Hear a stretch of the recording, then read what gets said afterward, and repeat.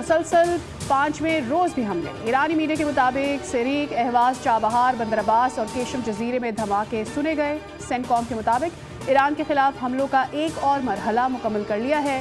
امریکی لڑاکا طیاروں، ڈرونز اور بحری جنگی جہازوں نے ایرانی اہداف پر حملے کیے۔ آبنائے ہرمز کے قریب اور ساحلی علاقوں میں درجنوں فوجی اہداف کو نشانہ بنایا۔ جواب میں ایران کے اردن اور کویت میں امریکی تنصیبات پر حملے۔ اردن کی الازرق ایئر بیس میں امریکی فوج کے مواصلاتی نظام، ایک مستقل ریڈار سائٹ کو ڈرونز کے ذریعے نشانہ بنایا۔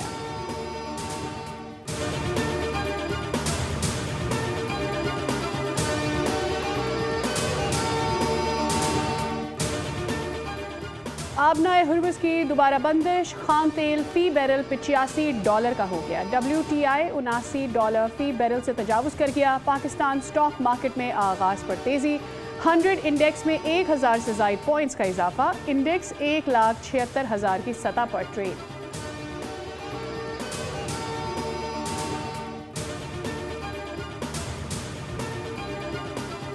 اور پشاور کے علاقے تہکال پایان میں گھر میں آتش زدگی، آگ لگنے سے 6 افراد جاں بحق، میاں بیوی اور بچے شامل۔ آگ لگنے کی تاحال وجہ معلوم نہ ہو سکی۔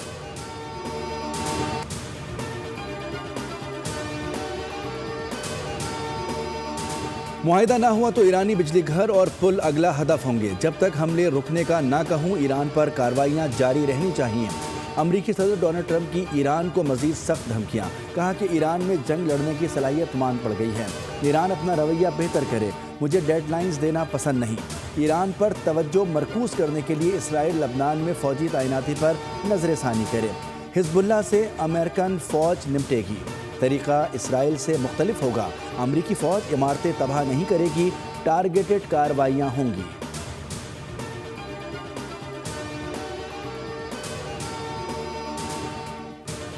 ایران اور امریکہ کے ایک دوسرے پر پھر حملے، امریکہ نے حملوں کی ایک اور لہر مکمل کر دی۔ 7 گھنٹے طویل فضائی آپریشن، 7 ایرانی فوجیوں سمیت 35 شہید، 300 سے زائد شہری زخمی ہو گئے۔ ایران کے ساحلی علاقوں کے قریب درجنوں فوجی اہداف نشانہ بنائے گئے۔ آبنائے ہرمز کی دوبارہ ناکہ بندی شروع، پاسداران انقلاب کا امریکہ کو پلٹ کر بھرپور جواب۔ اردن میں امریکن اڈوں پر حملے، الزرق ایئر بیس پر تعینات امریکی 18 لڑاکا طیاروں کے ہینگرز نشانہ۔ بحرین میں امریکی 5th فلیٹ بیس پر حملہ، کمانڈ اینڈ کنٹرول سینٹر گوداموں اور ایندھن کے ٹینکوں کو تباہ کر دیا۔ کویت کے علاقے مینا عبداللہ میں امریکی فوج کے مرکزی لاجسٹک اور سپورٹ مرکز کو نشانہ بنایا۔ عراق میں امریکی قونصلیٹ پر ڈرون حملہ۔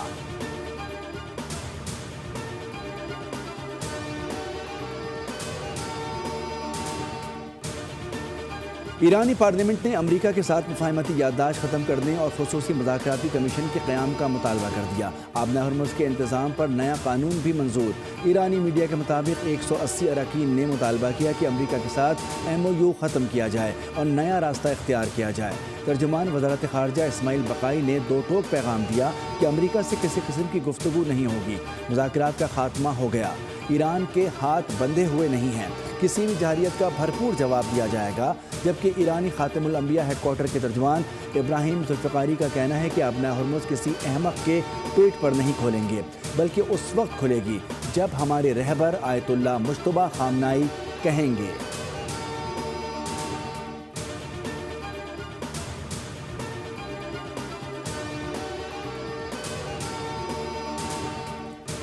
امریکہ ایران جھڑپوں کے بعد ملک میں تیل کا کھیل پھر شروع، پیٹرول اور ڈیزل کی قلت کا خدشہ ظاہر کر دیا گیا۔ آئل کمپنیز ایڈوائزری کونسل نے وفاقی وزیر پیٹرولیم کو ہنگ مراسلہ جاری کر دیا، لکھا کہ ملک میں صرف 15 روز کا پیٹرول ذخیرہ باقی ہے۔ کسٹمز کلیئرنس میں تاخیر سے اب کنٹری علاقوں میں پیٹرول کی قلت پیدا ہو سکتی ہے۔ PSO کا درآمدی کارگو منظور نہ ہونے سے سپلائی مزید دباؤ کا شکار ہے۔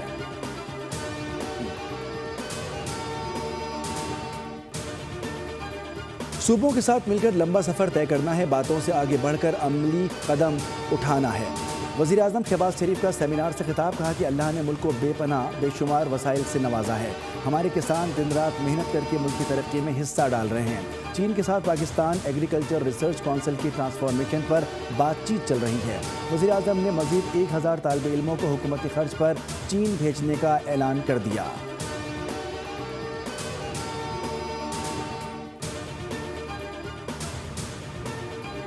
اور پاک فوج ہماری ریڈ لائن ہے، ان کے خلاف کوئی بات برداشت نہیں، پاکستان فیلڈ مارشل کی قیادت میں بھارت اور اسرائیل کو جواب دے رہا ہے۔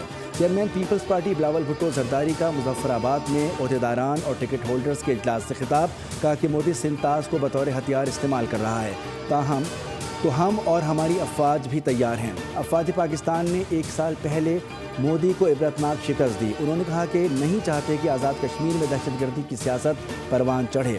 کراچی میں بانی ایم کیو ایم کی سیاست نے عوام کا جینا حرام کر دیا تھا۔ بلاول بھٹو زرداری کا کالعدم جوائنٹ عوامی ایکشن کمیٹی کو جوابی خط، آزاد کشمیر کی صورتحال پر ٹروتھ اینڈ ریکنسیلیشن کمیشن کے قیام کی تجویز۔